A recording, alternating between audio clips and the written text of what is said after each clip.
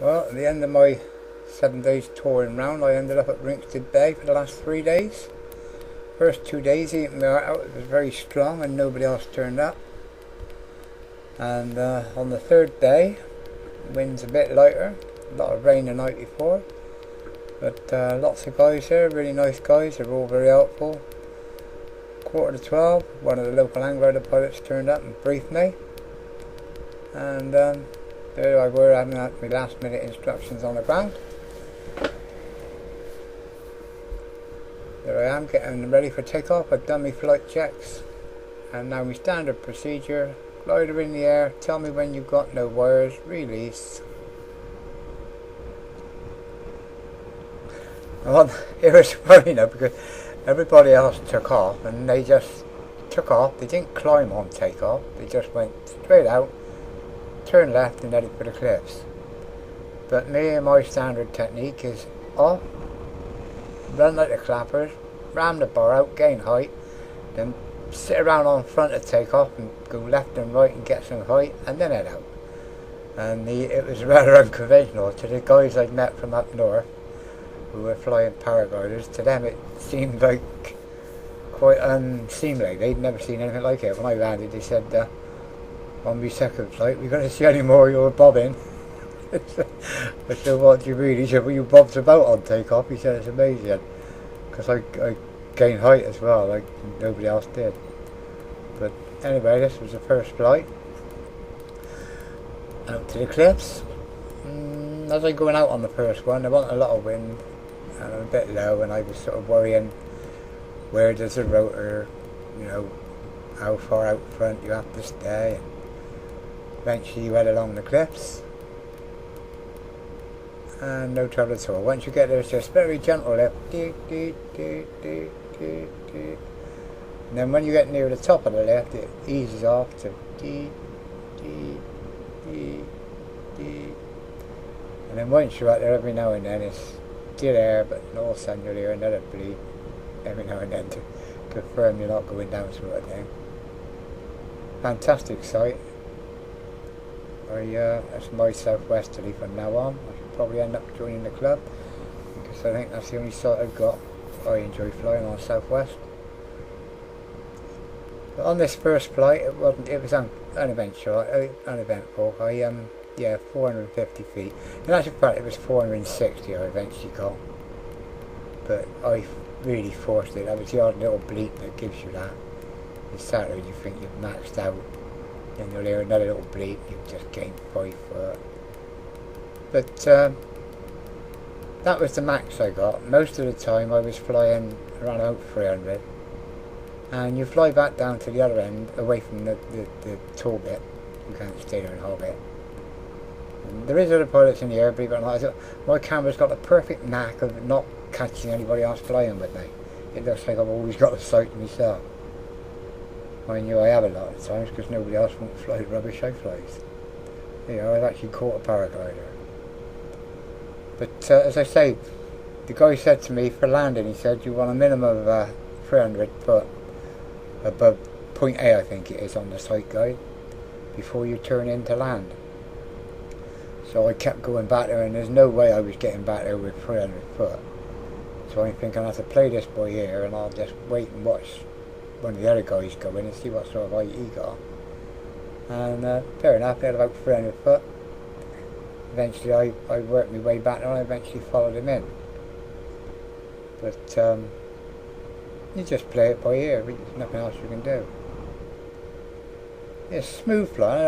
I tend to move about a lot when I'm flying. My flying is rather unconventional. I'm not, I can fly okay, but I'm very undisciplined. I end up for me first landing, as I say. I come back along, but I haven't quite got the height. Every time I come down I got 230, another time 240, another time 280. In the end I think I had 250 feet. Sorry, 280. And I thought, well, that's as good as I'm going to get. Let's see what we got. If the worst come to the worst and I got back there, I'd just do a turn on the takeoff point, start scratching the rig and head back out and do another round of the site. But as it was, it turned out magic. Just working my way down now, I think, towards the takeoff or the landing area. You need to get to what they call point A. It's a little hut on the peak. Bit low, but go for it. 280 feet, I think I had. Turning in for the landing. As I went in, I thought it was going to be like just a straight glide in, but there was blobs of lift, and every time I hit a blob, I either swerved a little bit, stay in it as long as I could, fed the bar out and gained every bit I could. And I just kept tacking and hacking across. I'm actually going towards, well, you know how it works, I'm tacking across. But I think that's the back of the landing field there, you can see on the top right hand. It's just a nice steady glide in. Not sure what speed I was flying, because all the time I'm flying I don't really notice my bar position. I'm watching the ground to see whether I got best glide, poor glide, and I just push and pull the bar to suit keep me best glide. Other than like that, when you feel a blob, I just blast it out and gain what I can as you go through it. But bearing in mind, a lot of what I'm doing is I feel the blobs before my vario tells me it's a blob, so I play it. Coming over for that first landing, plenty of height in the end. Well, I said plenty, enough. I did, you know, I did think of soaring the front, but in the end I went in. An eventful landing, fantastic area to land in. They'd been cutting a crop the day before, and these bells had just appeared overnight, sort of thing. But in for that first landing. And as you see, my old gliders, the minute you put on and go into grilla, there's no messing about, in you go. You can make it float around if you want, but it's lucky with these gliders, when you pull on speed, normally you pull on speed and you can get away, you can gain your height back, unless you keep the speed on. And obviously if you're keeping it on, you're burning it. The longer you've got it on, the more you're burning. Yeah, the second flight, I made sure I put new batteries in. I'm not going to miss my second flight here. Now, it felt like my bobbing action, as I say, I did some on purpose now just to show the guys. But this is my standard way of flying. I tend to get all the height I can, and initially on takeoff I flare it right out and get as much height as I can, and away you go. But there was lift on the takeoff area. You see me giving it the old bobbing action. They loved that. But not hanging about on the takeoff, because there is paragliders there, and if they want to go, you don't want to be there. So off for the cliffs again. That's point A on the map, directly ahead. I think it's point A. The point to head for to get onto the cliffs, and the point to get to come back in from the cliffs. There was lift all the way across. Yeah, head for the cliffs, turn left and take the escalator to the top floor. That's what they call the cliff. The cliffs actually climb as you go along, and of course as you go along you climb and going up with them. It's like going up on an escalator. This second flight now, as I say, I thought the wind had eased off, and because all the paragliders had started flying, and well, I was amazed at the height I got. Sorry, I got hiccups there. I climbed along, went to that end. There's the end, right at the point, right at the end there.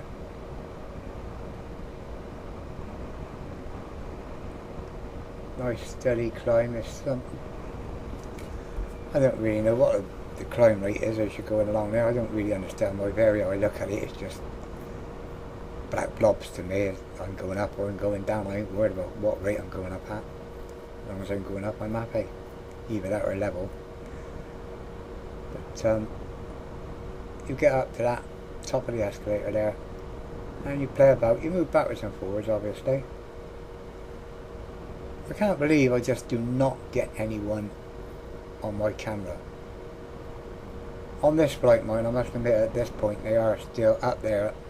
Well, and a lot of them went along to the left after the climb there, and went quarter mile down the cliff.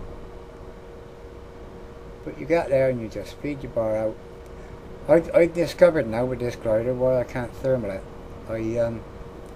After thermaling proper gliders in bitty tight thermals, you need to crank them over and pull the stick back and climb out really banked up 45-degree angle and more. Well, I've been trying to do the same sort of thing with the hang glider, but I know what it is now. In straight flight I can put the bar out as hard as I want. Yeah, my maximum climb on this flight was 812 feet, and that was pinching every little foot I could. But flying this glider with the bar hard out in front of me, she's just not stalling. She's not going to stall. I don't think you'd even get gust stall in actual fact. But of course, once you go into a turn on this now, I've been banking it up steep and pushing out, and of course I need to push out a lot more than what I would in straight flight, and I just can't do it. So even when I've got the bar turned and the bar's out in front of me, I'm still side slipping. But in this smooth air I've been flying in all the weekend, I've had like 5 hours flying on her now in smooth air, and I know how she flies now. So it's got to be nice 10-degree bank, 12 degree, 15 degrees maximum. Any more than that, and if I maintain the turn, I just can't push out enough. It's fantastic to fly. Doesn't feel quite as nose up as my other clips though. All you do is float around this area. I had a lovely flight, just flying around. I must admit, mine, once you get to your maximum height and you start moving about a bit, it is boring soaring because it is thermal, you know, coastal. I think that's probably at my max height now, 812 feet. Somebody did actually tell me they'd actually got up to 1400, and that was the paragliders that were behind me. They done very well. But it's a fantastic sight. Makes a change to be looking down on the speedboats blasting round and the fishing boats. It used to be me down there. Oh yeah, another landing. Lots of height this time. Let's enjoy it. I thought, well, I was going to go back and lose the height over the site. I thought I better not, because other people want to go back and land. They don't want somebody there in the way. There's people wanting to take off. They don't want somebody in the way.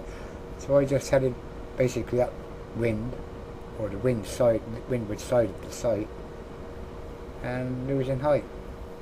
Not sure what height I got down to, but I kept going along, and I thought, well, I want to get back with a little bit of height.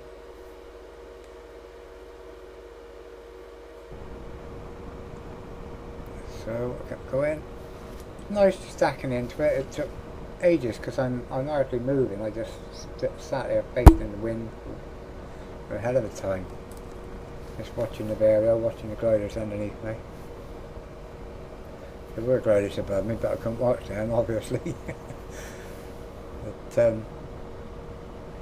at the last minute I get back, float, float. And I think you're vaguely in like lightest lift even at this point now, so you don't sink really fast. Now I've made my mind up, I'm heading back towards the site.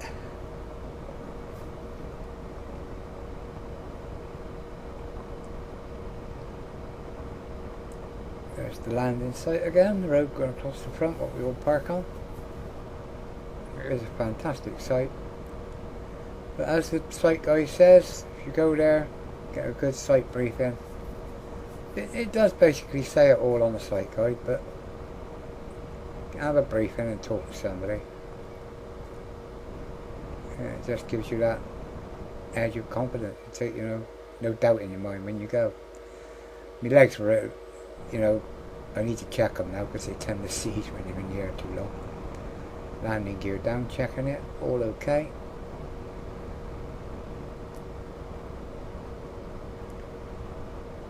Do a bit of playing about now because there's no rush to go down. I've still got quite a bit of height to lose. All clear, there's nobody around, there's nobody on the ground looks like they want to take off, there's nobody else looking like they're making any approach for the landing. So I can afford to play about for a little bit. The landing field's clear. So I can do some turns, burn some height off. And as I say, when I do steepage or anything, this thing does burn the height off, so not a problem. Lovely glider to fly though, and my other glider, the wing used to go up on it, so I sort of said a quick prayer and said, please make this glider both wings the same. And I got my wish. Now they're both pigs to get down. Yeah, it is. I thought it was the right wing that was at fault because it was low all the time, and the left wing was the one in the wrong, but it isn't. It was the right wing that was in the wrong, going down too easy. She is a pick to, well, not a pick to turn, but she is heavy to turn. Bear in mind, I'm on right on the bottom weight for the glider. I don't carry a parachute or heavy harness. I got a light harness. There she is. Even with my little lightweight, I can make her sink like a brick. Get those landings over and done with as fast as possible. Obviously, when I say as fast as possible, bear in mind you could go in too fast, same as you can go in too slow. There we go again. Now keep moving because the gates are open, and if you time it right, you can get to the gate and have a hand to get out through the gate. As I say, all the guys there are fantastic load. They and funny enough, the hang glider pilots and the glider pilots talk on equal terms. There's a lot more interaction between the two types of pilots here. Through the gate. What a fantastic sight, what a fantastic crew.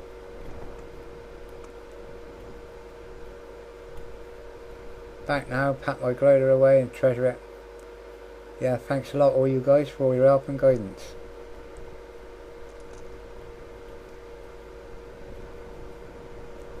Get unclipped. Thanks for watching guys, Pete out.